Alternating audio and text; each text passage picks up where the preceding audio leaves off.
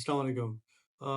आज की वीडियो जो है वो उन पेरेंट्स के लिए है जो कि हमेशा इस कोशिश में होते हैं कि हमारे जो बच्चे हैं ख़ास तौर पे जो 8 से 10 साल का एज ग्रुप है टिल 18 इयर्स उन लोगों को उन बच्चों को किस तरह के स्किल सिखाए जाएँ। सो कुछ 2-3 गिने चुने मेरे पास जो मैंने रिसर्च की है जितना मुझे आइडिया है और जिनको मैं समझता हूँ कि आगे चल के इन 3-4 स्किल्स की सबसे ज़्यादा डिमांड होने वाली है with due respect to the other fields as well but again एक एक अंदाज़े के मुताबिक और एक रिसर्च जो मैंने की है ओवरऑल जो फ्यूचर स्किल्स रिक्वायर्ड होती होंगी वो अगले 10-15 साल में वो किस तरह की स्किल्स होंगी वो मैंने कहा कि आपको थोड़ा-सा एक आइडिया दे दूँ।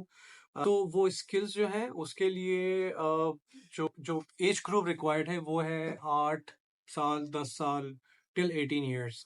क्यों? क्योंकि वो वाला जो एज ग्रुप होता है वो सबसे ज़्यादा एक फास्ट पेस्ड लर्निंग वाला ग्रुप होता है, एज ग्रुप होता है और उसमें बच्चे ज़्यादा क्विकली चीज़ों को कैच करते हैं, चाहे जितनी भी कॉम्प्लिकेटेड हो, जितनी भी मुश्किल हो, बट वो जो एज ग्रुप होता है this is the most fastest age group that they learn the things fastest वे।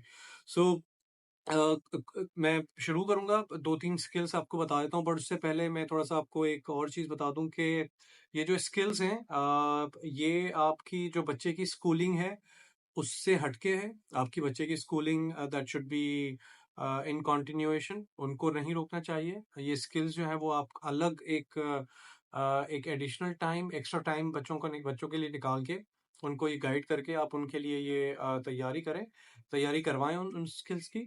और स्कूलिंग आपकी को इफ़ेक्ट नहीं होना चाहिए। आपकी जो इस्लामिक टीचिंग्स हैं जैसे नमाज़ और कुरान शरीफ वगैरह वो आप पढ़ाते रहें बच्चों को। ऑफ़ कोर्स उसको उस पे भी इफ़ेक्ट नहीं आना चाहिए। ये वो स्किल्स हैं जो कि आप इन 2-3 चीज़ों से हट के एक एडिशनल टाइम आपके पास जो है वो बच्चों के लिए अरेंज करके उनको ये जो स्किल सिखाई जाए। सो नंबर 1 स्किल जो मैं सजेस्ट करूँगा वो है कोडिंग। सो अक्सर पेरेंट्स सोचेंगे अब ये कोडिंग क्या चीज़ है? शायद उनका टेक्नोलॉजी की तरफ इतना रुझान ना हो पेरेंट्स का और उनको नहीं पता ये कोडिंग क्या होती है। वो कोडिंग आपको आसान तरीके से अगर मैं समझाऊँ कि किसी भी आप कोई बेसिक सी एनिमेशंस देखते हैं, कोई एप्लीकेशंस देखते हैं अक्सर आप मोबाइल वगैरह में, उसकी प्रोग्रामिंग होती है, उसकी कोडिंग होती है, तो वो बच्चों के लिए एक ज़्यादा इफ़ेक्टिव हो सकती है। आजकल बहुत सारे इंस्टीट्यूशंस हैं, बहुत सारे स्कूल्स हैं जो इस तरह की कोडिंग बेसिक बच्चों के लिए जो एक कोडिंग जो है वो करवाते हैं और it's not that much complicated बहुत ईज़ी होता है। बच्चों के लिए एक ब्रेन स्टॉर्मिंग वाली एक प्रैक्टिस भी हो जाती है, उनका दिमाग खुलता है, उनको एक क्रिएटिविटी दिमाग में जो है वो पैदा होती है, उनका माइंड वैसा होता है कि आप चीज़ों को क्रिएट करना so it's very very much I would say कि इंटरेस्टिंग होता है, बच्चों के लिए भी बहुत ज़्यादा एक डिफरेंट एक्टिविटी हो जाएगी ये। So if you would like I can leave just leave a comment I would suggest a few of the institutions that we're doing in Karachi और पाकिस्तान लेवल पे। So number 1 it's a coding. Number 2 game I would say कि development वाला जो part होता है जैसे for example छोटी छोटी गेम्स होती हैं एनिमेटेड गेम्स होती हैं आपके मोबाइल पे जो बिल्कुल 15 MB 20 MB 25 MB वाली गेम होती है वो बच्चे क्रिएट कर सकते हैं एक मुख्तलिफ उसकी भी ट्रेनिंग्स होती हैं और वो एक उनके लिए एक थोड़ा सा एक क्यूरियोसिटी वाला भी हो सकता है आई मीन क्यूरियोसिटी भी क्रिएट हो सकती है उन बच्चों के लिए because this is the age group where people are more attracted to the mobile phones and the devices so where खासतौर पे जो गेमिंग्स और इस तरह की एनिमेशन से ज़्यादा लोग जो है ना बच्चे अट्रैक्ट होते हैं जो तीसरा है इट्स मोर स्किल नहीं है basically it's more of the task based मतलब बच्चे को थोड़ा सा टास्क दिया जाए रिसर्च करना कि वो डिफरेंट चीज़ों पे रिसर्च करे फॉर एग्जांपल वो गार्डनिंग पे रिसर्च करे, वो होम डेकोरेशन पे रिसर्च करे, वो उसको कोई प्रॉब्लम दे दें, कोई भी छोटा सा एक प्रॉब्लम उठा के दे देंगे जैसे फॉर एग्जांपल मोबाइल में ये मसला है, मेरा टीवी नहीं चल रहा और फ्रिज का ये मसला है।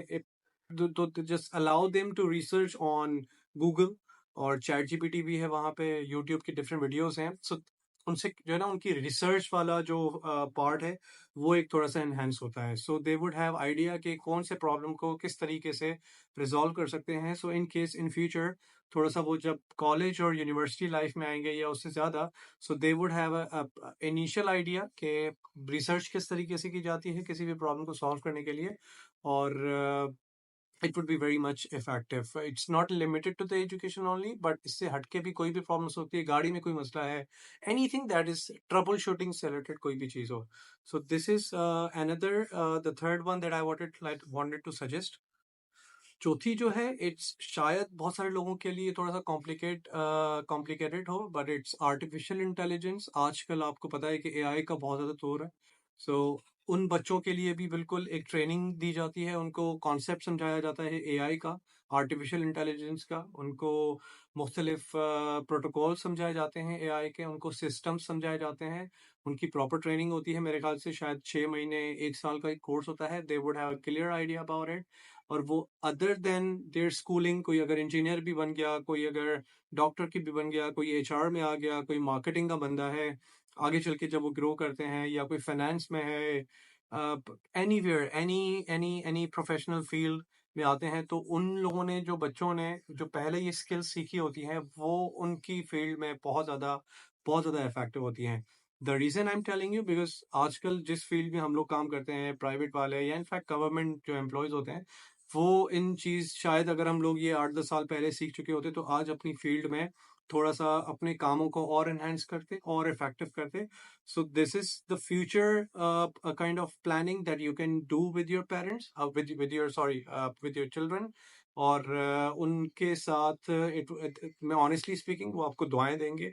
जब वो बड़े हो जाएंगे आपको याद करेंगे और बोलेंगे कि यार this was my best time of my life that I had to learn these things, right? So that's it. These 4 things that I wanted to share with you. इसका फायदा क्या होता है मैं आपको ये बताता हूँ. So सबसे पहला जो फायदा होता है वो होता है क्रिएटिव माइंड, राइट? ये जब सारी चीजें करते हैं, so you have your creative mind, जो कि आप किसी भी फील्ड में जब होंगे उस वक्त, again I told you multiple names, doctor है, इंजीनियर है, या किसी और प्रोफेशन में है.